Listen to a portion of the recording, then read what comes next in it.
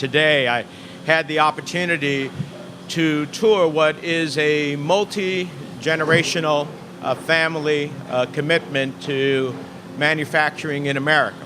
And in so many ways is the very essence of what I think about in terms of an American Star company. A company that by all accounts does right by its workers, by America's economy, and does right for New Jersey. And I want to thank the Shea family for hosting us, and you'll hear, I think, from Colleen in just a few moments. I'm glad to have with us David Levine and others from the American Sustainable Business Council, spanning a growing network of business associations that represent over 200,000 companies and 325,000 executives, owners, and investors.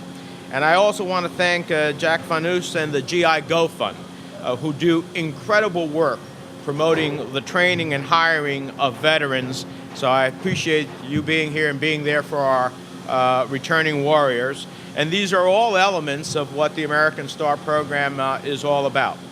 So why are we here today? We're here because we share a fundamental belief in America's most valuable asset, which is its workforce. Far too often we see corporate interests and those at the top pitted against the interests of middle-class families. We see full-time workers trying to make ends meet with wages that have been stagnant while company profits soar and those at the top cash big bonus checks. We see companies outsourcing jobs when we have plenty of skilled workers here in America looking to find a job. And we see returning veterans struggling to convert the skills they learned into a good-paying job at home. There are two types of businesses and business owners. Those that are driven by short-term market incentives focused on maximizing profits to increase stock prices and please shareholders, and those who value workers, put job creation and fair wages ahead of pure profit and CEO compensation, and contribute to the community and the long-term growth and sustainability of the economy. The fact is, the success of American business and the well-being of our workforce are not mutually exclusive. They should and often do go hand in hand. There are corporate executives who fight the trends and support an American workforce when they build their companies. In return, these companies see worker loyalty and productivity increase by keeping jobs right here at home, by reaching out, helping the brave men and women who served. These are companies built on American values, companies that should be recognized for those values. These are American Star companies, and I'm introducing legislation that will designate them as such. We as American consumers reward the good American companies by voting with our wallets, but we have an imperfect market. Consumers lack information on how companies treat our workforce.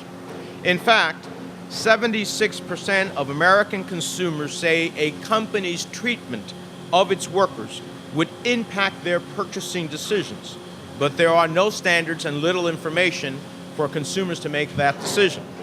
Consumers have no way to distinguish between companies who go above and beyond to support the American workforce and those that aren't. And as a result, we have little ability to reward the good actors. It's time we change that. It's time we recognize companies that are built on fairness and the fundamental American values we all learned growing up, that community counts, that families count, that loyalty counts, that workers count, and the old-fashioned golden rule, do unto others as you would have them do unto you, still works, still is part of what made this nation great. The bottom line is it's time to give consumers the information they want and the information they need to make more informed decisions about where they'd rather shop and who's doing right by their employees. It's time we create a market incentive for companies to raise their game and start making valuable investments in our economy. So here's what I propose to do. Today, I'll be introducing legislation to create an American Star program at the Department of Labor to acknowledge good acting companies, like the Pen Company of America, to balance out the market initiatives that currently push companies towards short-term thinking. Like the EPA's Energy Star program, the American Star program is about giving consumers information.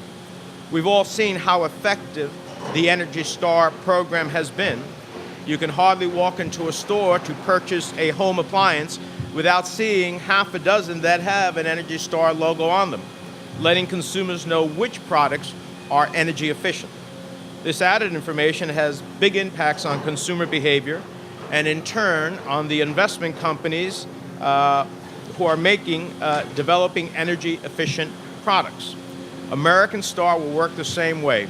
It will let consumers know which companies are best supporting the American workforce, which companies value their workers, keep jobs at home, train and hire veterans. Companies will have to apply to be considered, and in reviewing applications, the Department of Labor will compare companies to others of similar size and industry on certain criteria. Any company with egregious labor violations or that is guilty of outsourcing American jobs would be ineligible. For those that score well, once awarded an American Star, a company can use the logo to promote its brand. Essentially, free advertising for the company to help consumers make more informed decisions about where to bring their business. So ultimately, this program is about giving consumers more information so they can give back to the companies that do right by all of us. We need to recognize companies for investing in America with responsible practices. And once we do, I believe consumers will respond. And we'll see other companies following Penn Company of America's lead in supporting their workers, making products here in America, and growing and strengthening our middle class. Like Henry Ford, who famously paid his workers well enough to buy the cars they made, he said, quote, "A business absolutely devoted to service will have only one worry about profits. They will be embarrassingly large." Henry Ford founded an embarrassingly large American company built on American values and would have earned an American Star.